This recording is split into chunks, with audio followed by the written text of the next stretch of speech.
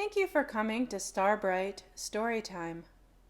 Today's book is The Frog Prince, retold by Edith H. Tarcov, illustrated by James Marshall.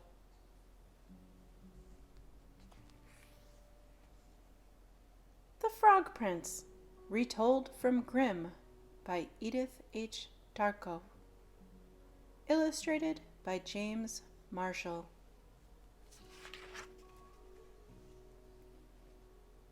Once upon a time, there was a beautiful princess. She had a golden ball, and it was her favorite plaything. She took it wherever she went.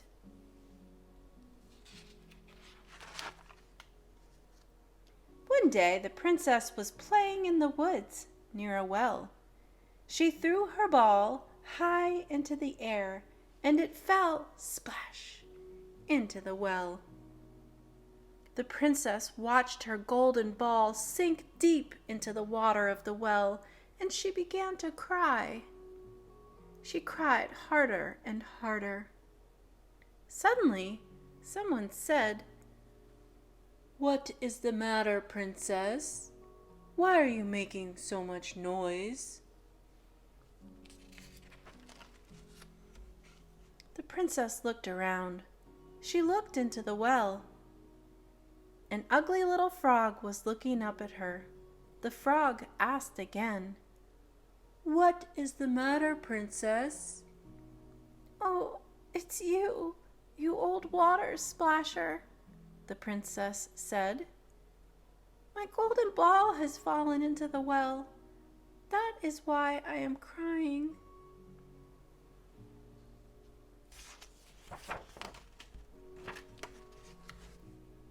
"Stop crying," said the frog. "Maybe I can help you. What will you give me if I get your ball for you?" "I will give you whatever you want, dear frog," said the princess. "Would you like my fine silk dress? Or my necklace of pearls? Or would you like my golden crown?" "No," said the frog. "What would I do with your fine silk dress, or your necklace of pearls? And what would I do with your golden crown?"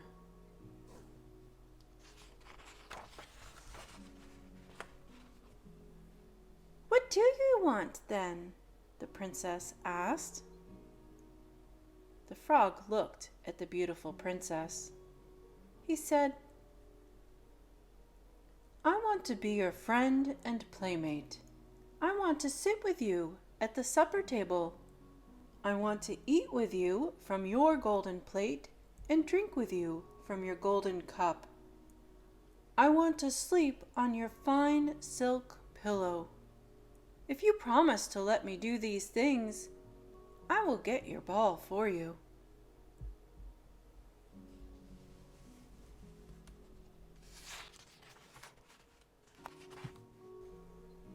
"I promise," the princess said.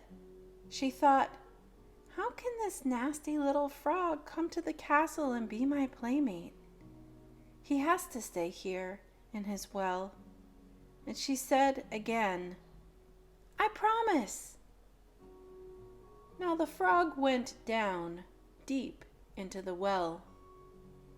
Soon he came up with the golden ball in his mouth. He threw it onto the grass. "Oh," said the princess, "my golden ball!" And she picked it up and ran away.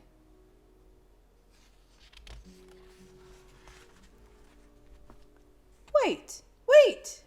called the frog. "Take me with you. I can't go as fast as you." But the princess did not wait. She ran home to the castle, and soon she forgot all about the poor little frog.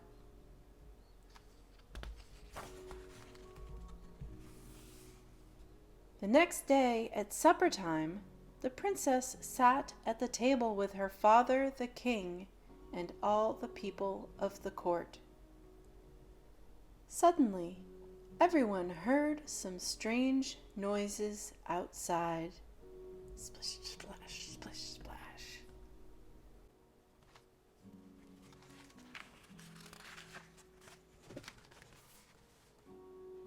It was the sound of little wet feet coming up the stairs to the castle. Then, flip, flap, flip, flap. There was a slippery little knock at the door.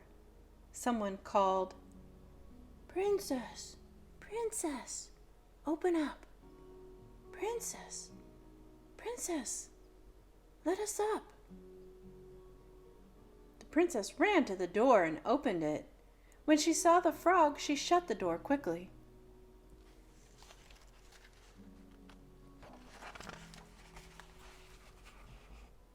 The princess came running back to the table. The king looked at her.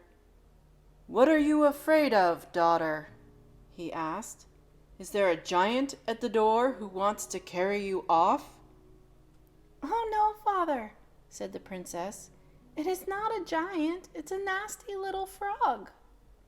The princess told her father how the frog had found her ball, and she told him about her promise.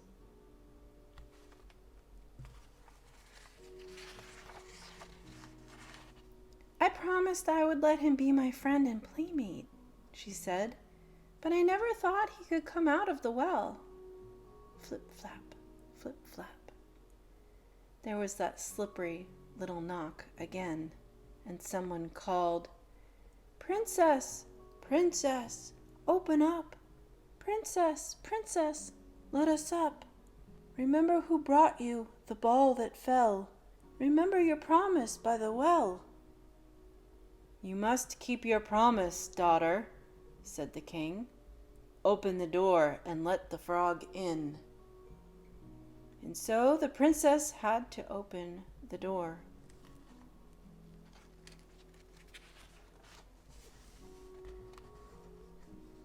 The frog hopped in and followed her to the table.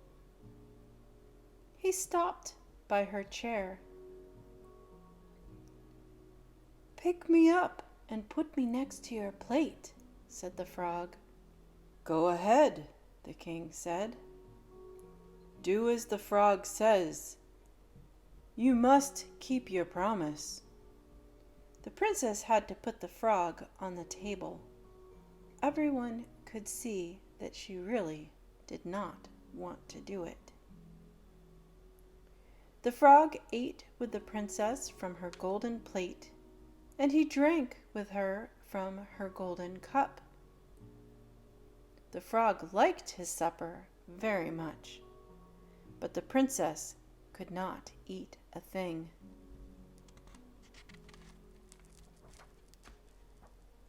At last, the frog said, "Now I am ready to go to sleep. Carry me to your bedroom and put me on your fine silk pillow." The princess began to cry. "Stop crying," said the king. "Do as the frog says. You made a promise, and you must keep it." And so the princess had to carry the frog to her bedroom. She took hold of him with 2 fingers, and she put him in a corner.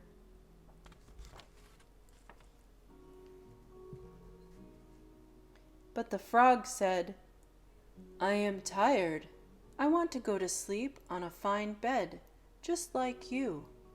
Put me on your silk pillow, or I will tell your father." That made the princess very angry. She picked up the frog and she threw him against the wall.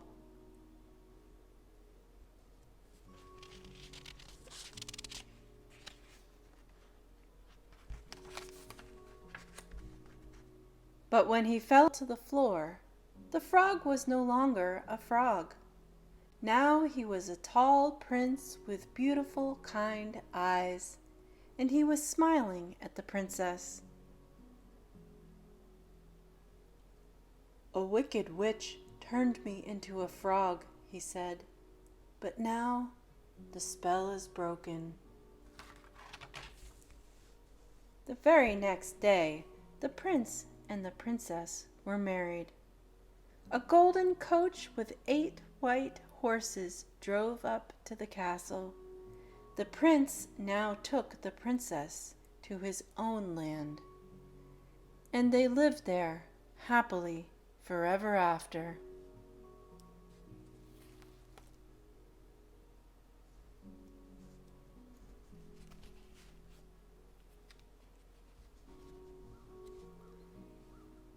This has been The Frog Prince, retold by Edith H. Tarcov, illustrated by James Marshall.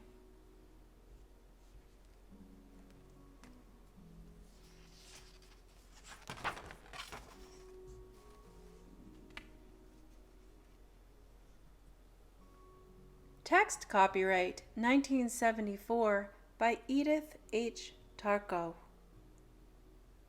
Illustrations copyright 1974 by James Marshall. Published by Scholastic Book Services, a division of Scholastic Magazines, Inc. Second printing, March 1974. Printed in the USA.